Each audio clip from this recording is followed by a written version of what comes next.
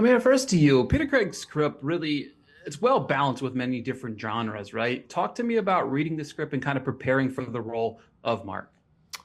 Um, one of one of my favorite shows, recent shows, is Ozarks, and this was the first script I had read that was sort of touched that. People were like, "What's it like?" I was like, "This is Dope Thief. It's its own thing." But I kind of, if you like The Wire, if you like Ozarks, we're kind of in that world, except in Philly.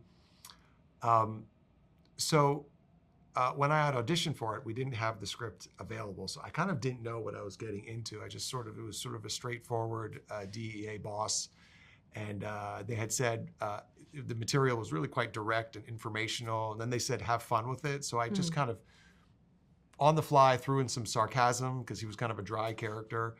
Then when I got the first script and got those next scripts, when I got the role, I couldn't believe what I'd fallen into. And then of course I saw the cast, and Ridley Scott's directing, and Peter Craig.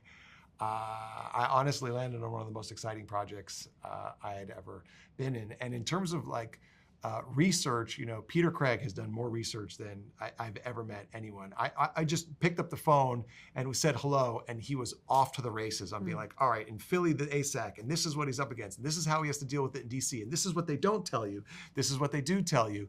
So before I even I'd watched some documentaries on sort of DEA agents and so forth, I was off to the races. And then the ultimate teacher was the city of Philadelphia itself. That city it's a real one. There is real grit to that city, and there are many stories, both on camera and off, that are wild, that really informed the role, really, truly did. So it was script, Peter, city. We did have a great DEA consultant as well on the show, and he was really great in being able to talk about like the specifics of what it feels like to be. It's sort of like the way the military is divided, like the Air Force and the Navy and the Army, like everybody has their own sort of loyalty to their own sort of group. So I remember he was like, congratulations on playing one of the most special human beings on earth. Oh, wow. DEA, and I was just like, all right, I'm getting a clear image now. I'm getting it clear, yeah. For sure. All right, so my time's short here, but my final question is a little fun one, right? Ray's ringtone was Bat Outta Hell by Meatloaf. My question to you guys was, do you remember your first ever ringtone, or one of your favorite ringtones that you had on your phone? You better have one.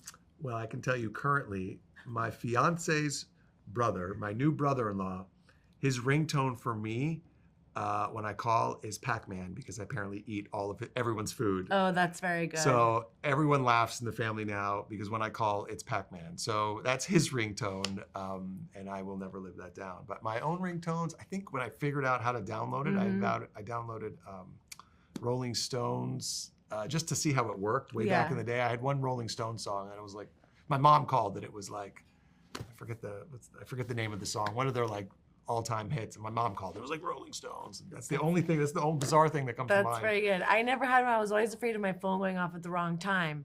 But my partner, for when I call, it's just the sound of a what's that called? Motorcycle.